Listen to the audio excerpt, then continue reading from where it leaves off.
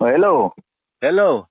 ও ভাই বাগানো কলাঘাট আসলাম সকালে গাড়ি ওখান লইয়া হ্যাঁ আইয়া তো কলাউলা কাটিয়া লোড দিছি দিয়া তো যাই আর 8-7টা যেন কেকাত হইয়া উঠিছে কি রে আর মাঝখান মাটিত লাগি গেছে।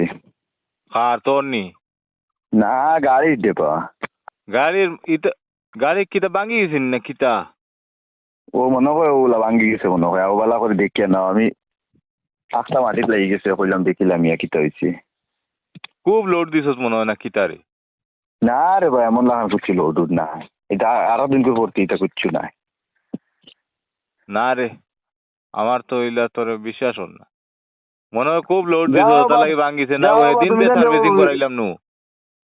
যাও বা তুমি যেন বিশ্বাস করো না কোনো এক মাথা খান মাথার বাড়ি তুইলাম করি না ও ফোরা তুললাম না কিতা দেখি ও দেখো ফটো এগো তুলিয়া দিছি ও দেখো দেখো তাই ওটা লোড নি কোনো এই গাড়ি ভর্তি।